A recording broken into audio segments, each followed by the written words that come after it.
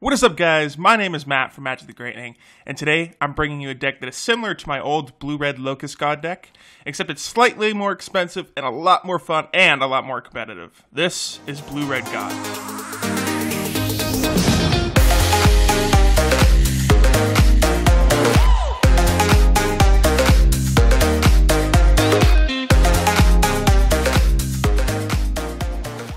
Before we dig into this deck, please go check out our sponsors over at Flipside Gaming.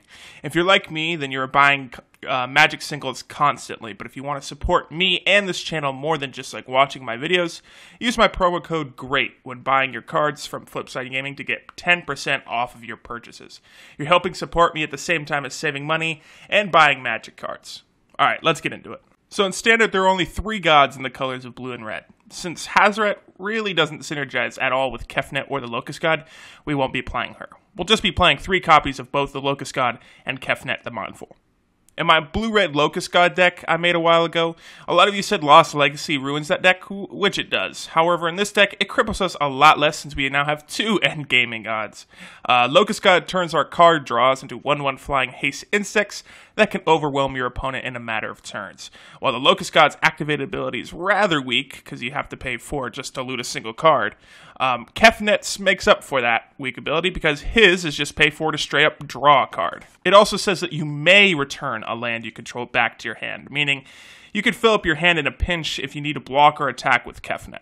And God forbid having both of these gods out at once, where the synergy is truly beautiful. The rest of the deck is built around controlling the board with some boring spells that are used in basically all blue-red control decks, while also adding something new and fun to it.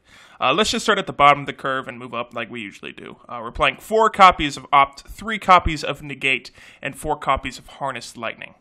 Opt helps us find answers at any point of the game while cycling through our deck and drawing cards for the Locust God. Negate does exactly what you need to in this deck, which is stopping planeswalkers and card draw spells and exile spells like Doomfall and Vraska's Contempt. And Harnessed Lightning is arguably our best removal spell in the main board and sideboard, especially since we are playing another synergy storing spell in Glimmer of Genius. And since I just mentioned it, we're playing 4 copies of Glimmer of Genius, 4 copies of Supreme Will, and 2 copies of Cancel. Supreme Will is an auto-include to any control deck, mostly because of its variability. I do need to point out the ruling here on the Locust Guard in regards to Supreme Will and its second ability. Quote, if a spell or ability causes you to put cards into your hand without specifically using the word draw, the Locust God's first ability won't trigger. While it's an unfortunate loss in synergy, Supreme Will is still well worth playing in the deck. Cancel is purely in here for a hard counter to anything troublesome for us. If you or your wallet fancies playing Disallow or Censor in these 2 slots, be my guess. And of course, Glimmer of Genius is a selective card draw that fills out our hand for Kefnet, creates insects from the Locust God, and like I mentioned, stores energy for Harnessed Lightning. The rest of our non-land cards are 2 copies of Hieroglyphic Illumination, 3 copies of Sweltering Suns, and 3 copies of Primal Amulet. Hieroglyphic Illumination is more card draw. Sweltering Suns is a much-needed sweeper and aggro killer that can also cycle out. And Primal Amulet is that fun and very powerful card if you can transform it. If you can't transform it, it turns into Primal Wellspring, a non-legendary land that can tap for mana, and if that mana is used to cast an instant or sorcery, you can copy that spell. This turns all our spells into much more powerful versions of themselves. Using this also increases the power of our gods, letting us create twice as many insects, and lets us use our resources more freely without us being worried Kefnet won't be able to attack or block.